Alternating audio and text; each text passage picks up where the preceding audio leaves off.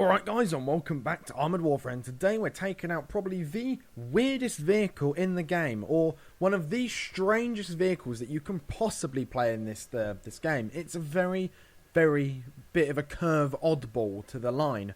It's the Swingfire. I can't remember the FV designation, the FV4303 or something.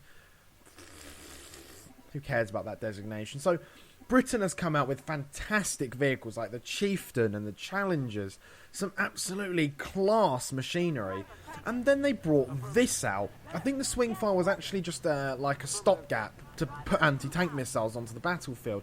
I think that's what it was for. That's why it's a low tier and a very early vehicle in this game.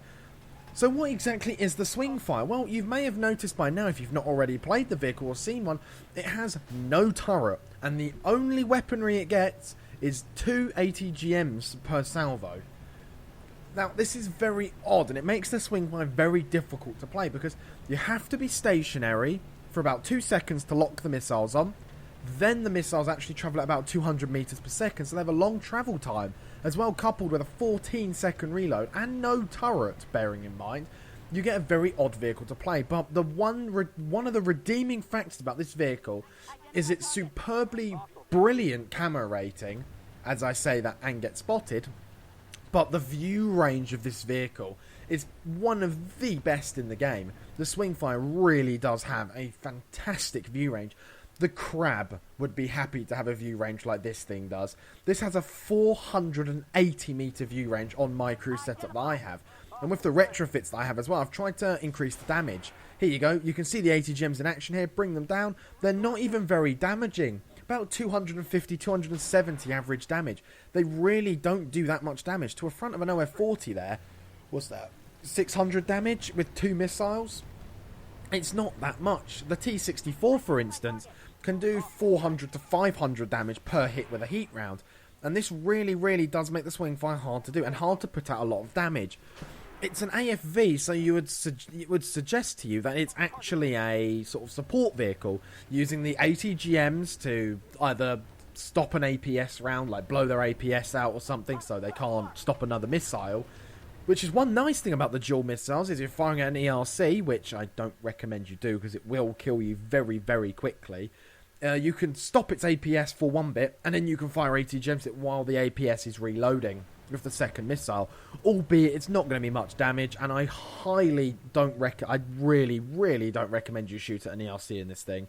If he loads a heat round, you're dead. He's just going to spray you down with 4-second reload compared to your 14. Put the ATGMs out. You can see how quickly they fire though, but only damage to his track, and the other one hits a building.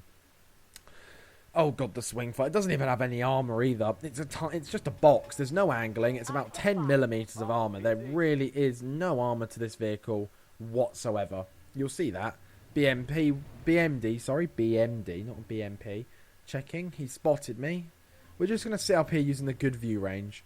When stationary, of course, since this is an AFV, we do get a spotting package. Sort of increases the view range by 20 or 40. I think it's about 20 meters it spots it by, which is fairly good. That brings it up to a 500 meter view range when stationary. Now that is enormous. It is probably one of the best vehicles. It's the best vehicle at tier 4 for spotting. Hands down, it's brilliant. But one thing, since it does only fire ATGMs, you have to have a direct line of sight when shooting at them, which as soon as you lose that, the missile just goes whoop, and loses guidance, and it just flies off in any direction it was flying in.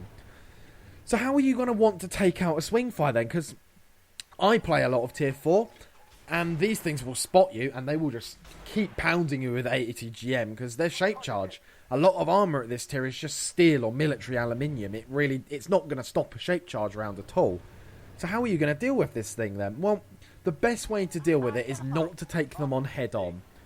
It sounds weird because they're not very good brawlers, but if you're going to rush at a Swingfire, he's going to spot you way before you'll be able to spot him, and he will just keep hitting you with ATGMs. You want to take these things out when a friendly spots them, such as that Zalo there. I was spotted on the hill. He puts a nice 297 round into me, which takes me down. You've just got to whittle these things down. If there's not very many enemies left, and you're doing alright on your health and your modules, then you may be able to rush one of these things.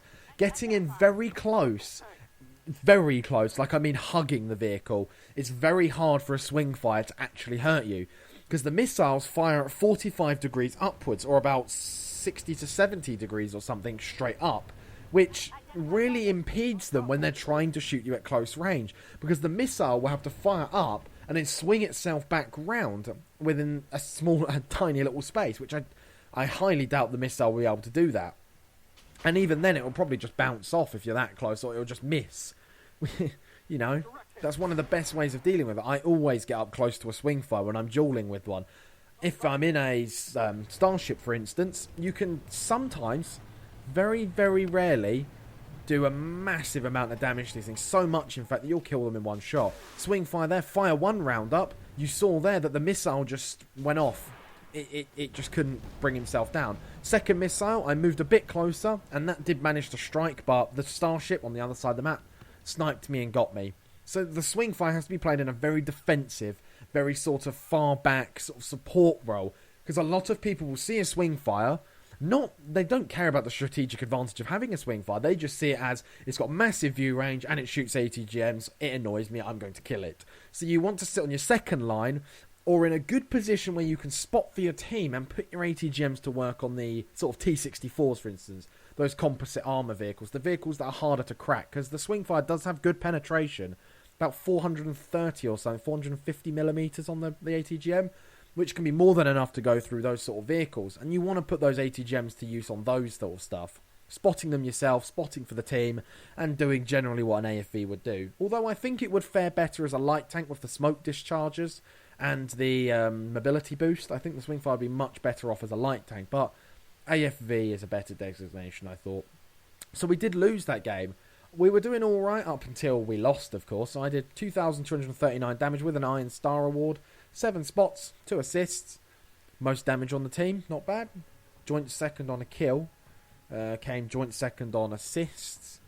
Didn't come top on spots, actually. The other swing fire came top on spots. He got 9. He did get 9 spots. Quite good, if I may say. He got the recon, probably got a load of spotting damage on that as well. And we came top on the reputation. 14 missiles fired, 9 of them hit. 2 assists with no damage resulting of that at all. Protection, nothing bounced at all. So guys, I hope you've probably learned something new about the swing fire. I hope you're probably able to play your swing fire a little bit better, grind through it a little bit quicker. I hope that now that if you've seen this, you might be able to take them out much more efficiently, because no one likes a swing fire. And as always, guys, thank you for watching, and I'll see you in the